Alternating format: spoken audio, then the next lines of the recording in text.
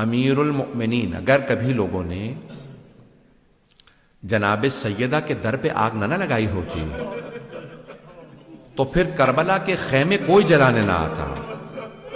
یہ کربلا کے خیمے کس نے جلائے ہیں؟ انہی لوگوں نے کہ جو مانتے تھے سیدہ کے در کو جلایا جا سکتا ہے.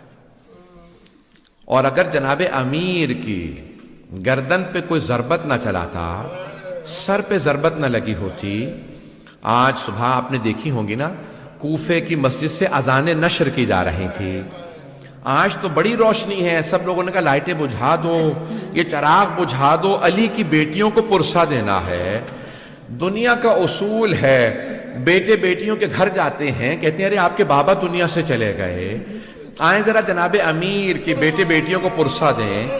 ہاتھ باندھ کے کہیے گا بیبیو ہم آپ کو پرسہ دینے آئے ہیں، کیونکہ ہم اس لائق نہیں کہ پرسہ دے سکیں، لیکن آج ہمیں پرسہ دینا ہے. کوئی رونے میں بخل نہ کرے، میں آپ کو بس 5 منٹ کی زحمت دوں گا، کسی کوئی آنکھ ایسی نہ ہو.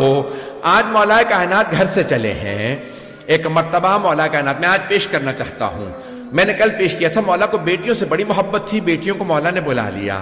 جب بیٹیاں آ گئی نا، ہر روز جیسے آپ جانتے ہیں نا پانی زندگی کے لیے بہت ضروری ہوتا ہے، جناب زینب ام کلثوم کے لیے اپنے بابا کو دیکھنا ایسا تھا جیسے آب حیات ہوتا ہے.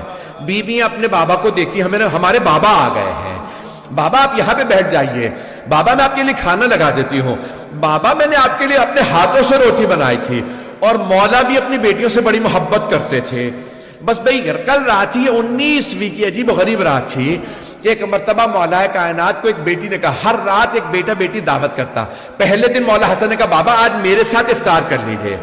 دوسرے دن مولا حسین نے کہا بابا جان میرے پاس افطار کر لیجئے. ہر روز کوئی نہ کوئی بیٹا یا بیٹی کہہ دیتا ہے. آج ایک دن جناب ام کلثوم نے کہا بابا جان اگر میرے پاس افطار کر لیجئے. ہاں بیٹی میں آپ کے پاس افطار کروں گا. اب اگر بیٹی کوئی ایسی ہونا کہ جناب ام کلثوم جیسی، بابا جان میں آپ کے لیے خود اپنے ہاتھ سے روٹی بناؤں گی. روٹی کا اہتمام کیا، بی بی نے ساتھ میں دودھ یا دہی رکھ دیا، سرکہ رکھا. جیسے کھانا رکھا کہا بیٹی آپ جانتی ہیں نا آپ کے بابا کبھی 3 چیزوں سے افطار نہیں کرتے، میں 2 سے زیادہ کھانے استعمال نہیں کرتا. ایک مرتبہ جناب ام کلثوم نے سرکہ ہٹانا چاہا، کہا نہیں بیٹی یہ دہی ہے، یہ جو دودھ ہے یہ ہٹا لیجئے، میں خشک روٹی سرکے کے اندر رکھ کے کھا لوں گا.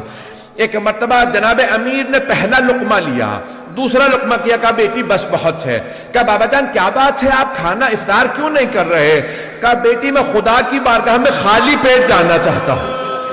شاید مولا کو پتا ہے میرے بیٹے پیاسے بھوکے ذبح کیے جائیں گے. کہا میں خدا کی بارگاہ میں خالی پیٹ جانا چاہتا ہوں، اجرکم اللہ، خالی پیٹ جانا چاہتا ہوں.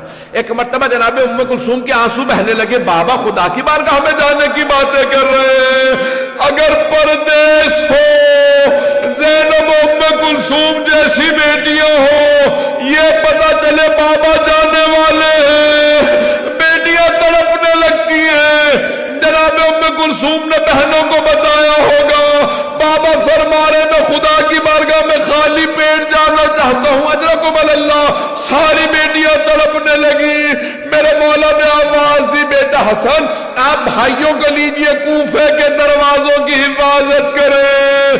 کہا بابا جیسا آپ کو حکم، لیکن آج ہماری باری نہیں ہے. کہا بیٹا میں بھی جانتا ہوں لیکن چلے جائیے. جانتے ہیں کیوں؟ مولا نہیں چاہتے تھے کوئی بیٹوں کے سامنے باپ پہ تلوار اٹھائے. کوئی باپ نہیں چاہتا مجھے بیٹوں کے سامنے مارا جائے. میں ہاتھ جوڑ کے کہوں گا مولا ذرا کربلا کے دیکھے، ایک چھوٹی سی بیٹی کے سامنے باپ کے گلے پہ خنجر چل رہا. اجرکم اللہ، اجرکم اللہ. یا علی میں بھی پڑھوں گا، 2 منٹ کی میں زحمت دوں گا. ایک مرتبہ مولا علی نے ایک مرتبہ کہا میرے سارے بیٹے کوفے کے دروازوں کی حفاظت کے لیے چلے جائیں. آخری جملے سن لیجئے، مولا نے بیٹیوں سے کہا بیٹیوں الوداع. ساری بیٹیاں صحن میں نکل آئی. بابا یہ کیا حالت بنا رکھی ہے؟ میرے مولا صحن میں آئے، مرغابیوں نے راستہ روک لیا، مولا کی عبا میں چونچوں کو ڈالا. اب جناب زینب سے رہا نہیں گیا. کہا بابا کبھی آج تک ہم نے یہ حالت نہیں دیکھی. یہ مرغابی مت خیں، یہ پرندے آپ کا راستہ نہیں روکتے۔ میرے مولا نے مڑ کے بیٹیوں کو دیکھا، پھر ایک جملہ کہا کہ انہن نواہی، یہ میرا نوحہ پڑھ رہی ہے، انہیں پتہ ہے ولی چل کے نہیں آئیں گے۔ پرندوں کو پہلے پتہ چل جاتا ہے۔ ایک مرتبہ میرے مولا نے خدا حافظ کیا، پھر ایک جملہ کہا زینب میرے بیٹوں سے کہنا انہیں اگر وقت پہ دانا پانی نہ دے سکے آزاد کر دے۔ میں ہاتھ جوڑ کے کہوں گا مولا آپ سے جانوروں پرندوں کا بھوکا پیاسا رہنا برداشت نہیں، انہیں بھوکا نہ رکھنا۔ مولا جب کربلا میں آپ کی پوتیوں نے رو کے کہا ہوگا دادا ہم پیاسے ہیں،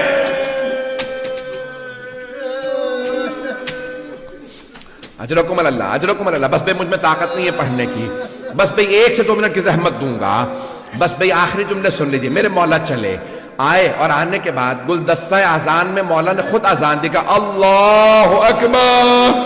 بیٹیوں کے کانوں میں آواز آئی، ایک بیٹی نے رو کے کہا بابا کی آواز میں کتنا درد ہے۔ بیٹیاں رونے لگی، وہاں بیٹوں نے اذان سنی، کسی نے کہا بابا خود اذان دے رہے، کہا ہاں۔ مولا حسن نے کہا ایک مرتبہ مولا نے اذان دی گلدستہ اذان میں مینارے میں آخری جملے میرے مولا اترے، ایک مرتبہ میں مینار سے اترے، آئے دیکھا کہ ایک آدمی الٹا سو رہا ہے۔ امام نے کہا ابن ملجم میں اپنے کام سے جا رہا ہوں، تو اپنے کام سے اٹھ۔ ایک مرتبہ مولا محراب میں گئے، نافلہ فجر شروع کی، اللہ اکبر، مولا نے نماز شروع کی۔ ابن ملجم ملعون نے تلوار زہر میں بجھا رکھی تھی، تلوار نکالی، ہاتھ کانپنے لگے، شیر خدا کا روپ تھا، گردن پہ مارنا چاہتا تھا، سر میں تلوار لگی۔ میرے مولا کا سر شگافتہ ہوا، ایک مرتبہ بیٹھے، کہا بسم اللہ و باللہ وعلا ملت رسول اللہ فزتو برب الکعبہ۔ بیٹیاں تڑپنے لگی، بیٹے رونے لگے، کہا سب چلو مسجد میں بابا کو ضربت لگی ہے۔ جانتے ہیں کیسے پتہ چلا؟ جناب جبرائیل چلے، مرثیہ پڑھنے لگے، تحدمت واللہ ارکان الہدی، قتل ابن ام المصطفیٰ، قتل علی المرتضی، قتلہ اشقل اشقیہ۔ ہائے آج اللہ کے دین کے سارے ارکان تباہ ہو گئے۔ ارے محمد مصطفیٰ کا بھائی مارا گیا، علی مرتضی مارے گئے، اشقل اشقیاء نے انہیں مار دیا، بس میں زیارت برآمد ہونے والی ہے۔ آخری جملہ سن لیجئے، میں آگے نہیں پڑھوں گا، کل جاری رکھوں گا۔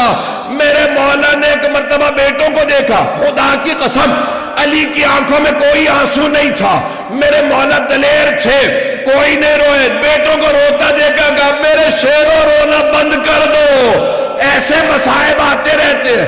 کہا بیٹا حسن آپ نماز مکمل کیجئے، لیکن ایک مرتبہ بیٹوں نے اٹھایا، گھر لے چلے۔